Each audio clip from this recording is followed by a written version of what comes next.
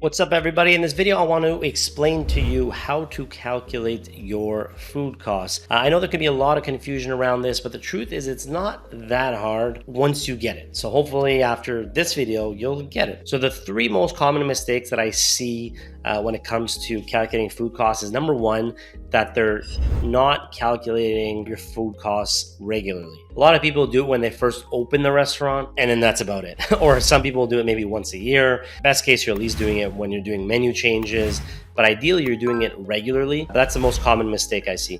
The second one is not doing anything with the data. You cost it out just to cost it out, but then there's not really anything actionable that comes from that. And that's a common one. I see that with, example, inventory as well, right?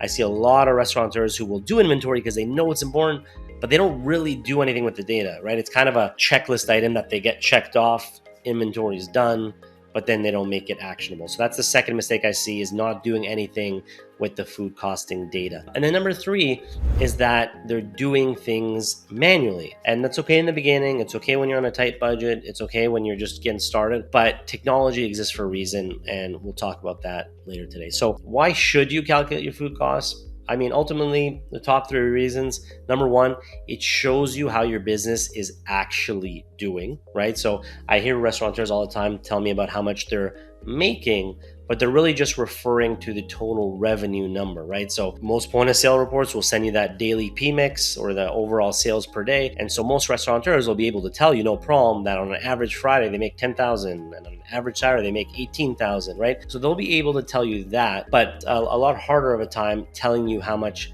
they actually made, meaning subtracting the food costs, how much was really made on those sales, right? And obviously, when we look at the full P&L, it's not just the food costs. You got your labor costs, and then you got your operating expenses. But right, for this video, really just focusing on the food cost portion. Number two is that it sheds light on areas of improvement. Really, the idea is it's a great way to just do a sanity check, see how things are currently priced, and understand if there's opportunities for improvement. Are there things that are underpriced or overpriced or just not priced correctly? Are there ingredients that can maybe be switched or swapped? It's a great way to just see if there's some menu optimization that could come. And then number three is it informs you of the actual retail price or the selling price on your menu. Sometimes, restaurateurs get in the habit of just coming with a price that sounds nice, right? And to be honest, it's not a bad place to start, to just be like, all right, based on this neighborhood, based on different restaurants in the area, an average hamburger goes for about, $15. Let's try to be in that price range.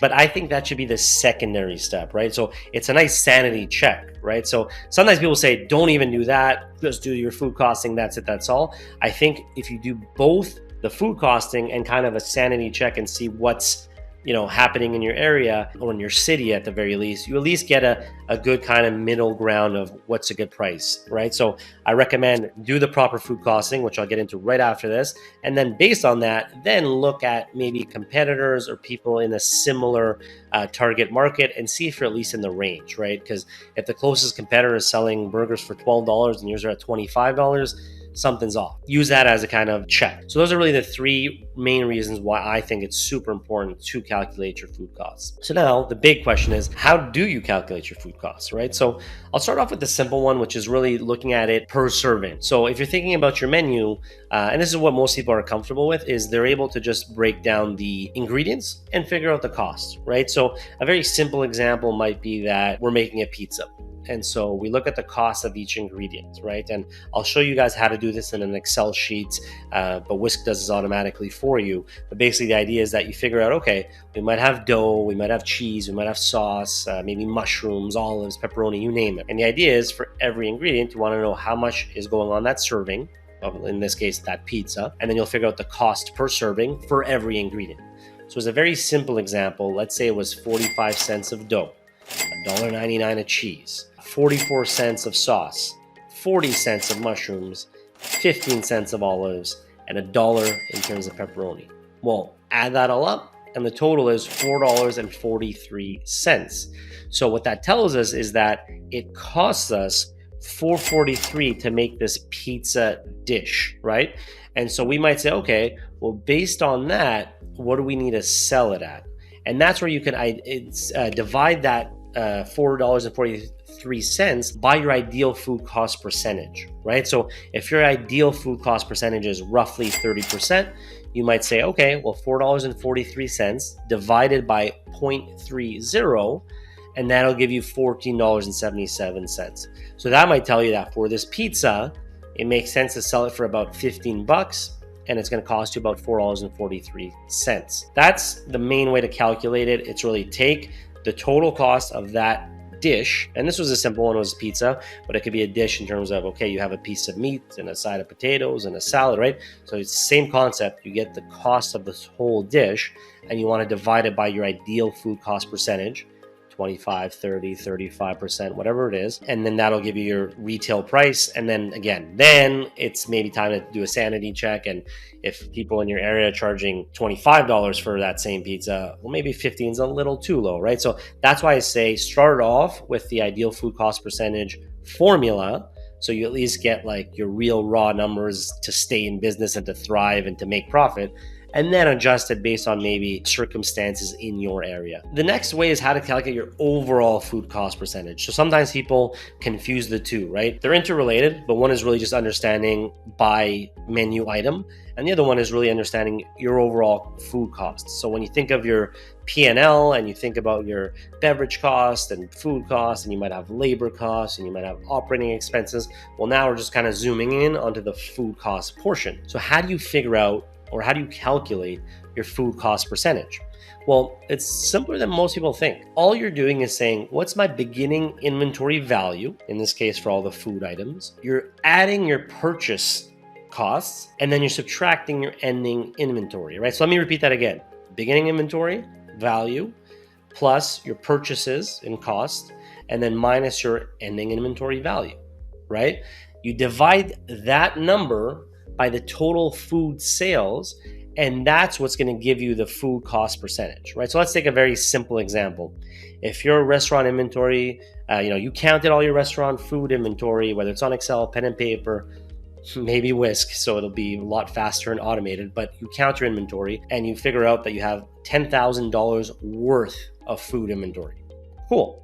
So that's beginning inventory equals 10,000. Next, you say, okay, what did I purchase between that first inventory or beginning inventory and that ending inventory? In this case, let's say we purchased $2,000 worth of food from different suppliers. So 10,000, which is the beginning inventory, plus 2,000, which is my purchases, minus my ending inventory. So in this example, just to keep it simple, let's say at the end of the month, we count our inventory and we're left with $8,000. Well, during that period, let's assume that when we look at our sales, we made $12,000 of food sales. So the formula would tell us $10,000 plus $2,000 minus the ending inventory, which was $8,000. That'll give us $4,000 of usage. And that $4,000 divided by the $12,000 sales, or food sales, I should say, is what will give us the food cost percentage. In this case, it'll be 33%. Right? So that means that for every dollar you make, you're spending 33 cents in food for each menu item. Now, people always ask, is there a benchmark? What's your ideal food cost percentage? The honest truth is you can Google this because it depends on so many factors. It depends on where you are geographically located. It depends on the market conditions, right? Like supply chain issues at the moment don't help. It depends on like how busy you are, right? If you have more volume, you can risk being having a lower cost percentage to be more aggressive. You're right. It depends if you're a high-end restaurant. So it depends on a ton of variables. The generic, I did generic. I know people are going to comment and say, that's not true. My restaurant does this. The generic rule of thumb is roughly 28 to 35%. Okay. I say roughly. Take that with a grain of salt, but on average, you typically see restaurants that have about 28 to 35% in terms of a food cost percentage. Anything higher than that, generally, I say generally, means that you're probably spending too much on ingredients, right? So the supplies you're buying are too expensive, so your costs are too high, or that your menu prices are too low, or that you're just not generating enough sales, right? So when you think about the formula and you really break it down, and it has those three kind of pieces, right? It can only be one of those three. Is it my costs of the food that I'm buying? Is it that my selling price is too low? Or is it that I'm not generating enough sales? right? So in the example I just mentioned, it was 33%. That's a pretty good, range. But again, keep in mind that's just the food cost formula. We're not factoring in the full P&L, right? So like I said, this is a separate video, but when you include labor costs and you start including operating expenses, at the end of the day, the average restaurant profit margins will probably sit between 3 to, on the high end, maybe 9%, right? So that means when you look at, for example, let's call it, that other 95% of cost, where is it coming? Well, it's essentially those three things. It's food and beverage costs, it's labor costs, and it's operating expenses. That's the general formula. I hope that helps. I'll attach a spreadsheet at the end of this video so you guys can use it to calculate your food cost percentage overall. And you can also look at your food cost per serving or per menu item. So I hope that helps. And I look forward to helping you with more content.